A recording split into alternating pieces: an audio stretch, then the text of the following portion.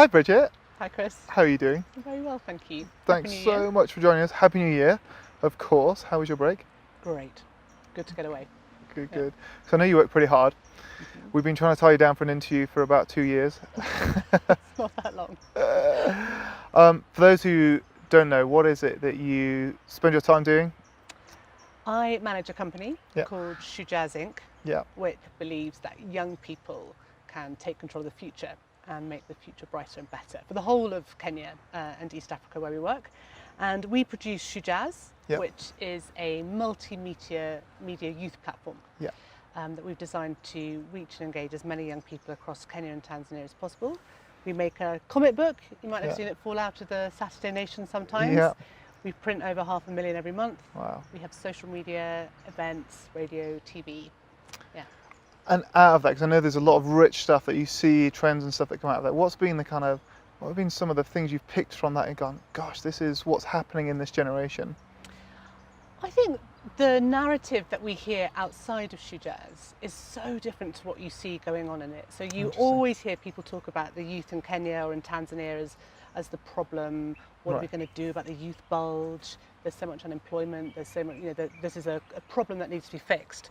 And while some of that is true, what we see every single day talking to thousands and thousands of young people is energy, passion, drive, commitment, motivation, creativity, and that they are taking control of their lives regardless of what's going on outside them, regardless the numerous barriers that are in their way from them achieving their potential.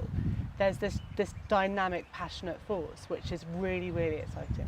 And I know you're super creative, you and your team, about how we can engage in that space. What are one or two of the ways where you've really tried to kind of engage young people in that space? You kind of think, we're really enjoying this is fun, this is cool.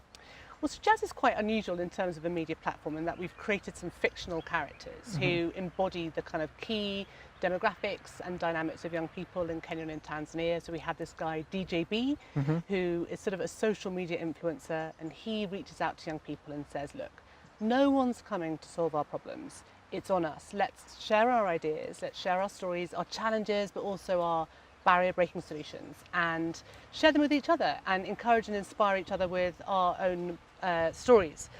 And so from that we receive thousands and thousands of stories, whether it's through SMS, whether it's a video, an audio clip, a comment on Facebook, of young people saying, here, this is what I'm doing. And over the years, just the innovation and the creativity of young people to find a way through all the challenges they face to come up with like a really good hustle or a really good way to engage and support their community or to put their kid's sister through school or whatever it might be is really encouraging. And when you mentioned that, I just remember the story of this girl called McKenna who was looking on Facebook and saw someone had asked where they could get ombre braids from. And no one on Facebook all day kind of came up with an answer. And she thought, this is really weird. So she Googled it and found out a supplier. And then she went onto Facebook and said, oh, I found them, I can do them. Anyway, through that, just through sort of looking on Facebook, seeing a gap in the market, she kind of came up with her own hustle, her job. And now it's become into this really kind of burgeoning business. And she brings on other young people and teaches them how to do that. And all through Facebook and all through just thinking, hang on, here's an opportunity, I can do it.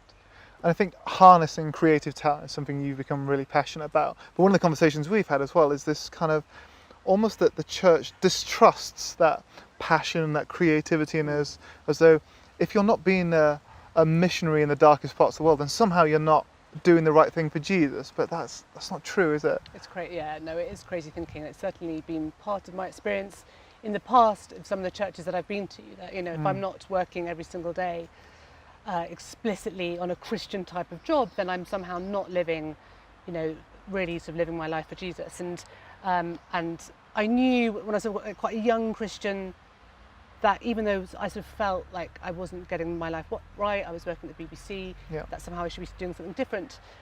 I knew that Jesus was excited about my creativity and about the work that I wanted to do in telling stories. And we do see that over again in talking to young people, that there's this narrative that they are conditioned with here in East Africa, which is you go to school, you pass your exams, you go to university, if you're really lucky, you'll get a degree, you're going to walk into a job in an office with a contract, a monthly salary, you'll get your car, your house, your husband, wife, whatever, and you move on.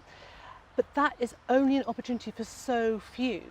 And while there are some kind of conventional jobs for creatives, they are very, very limited. Yeah. And what we do, the work that we do, but also the people that we speak to, we are seeing more and more creatives beginning to find their way and their purpose in life by honouring their creative passion.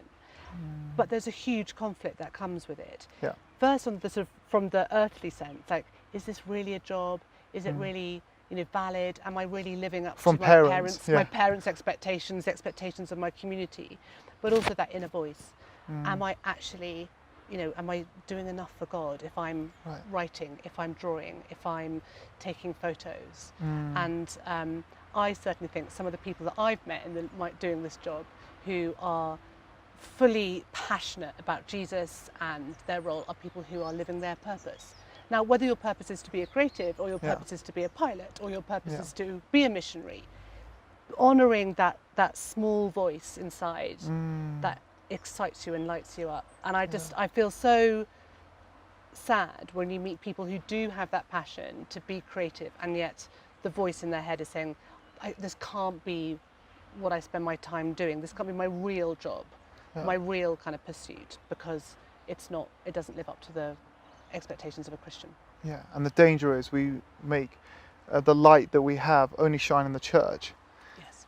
And I think you're right, so right, is how do we encourage people to break out of that? And what do you think, what would you be saying to kind of young people? Because you talked a little bit about kind of what we call cruel optimism about jobs and stuff. But what would you be saying to people who feel like there's a passion inside of them, and they're also kind of wrestling with, what does it mean to put a roof over my head and that kind of thing? What stuff would you be saying to them?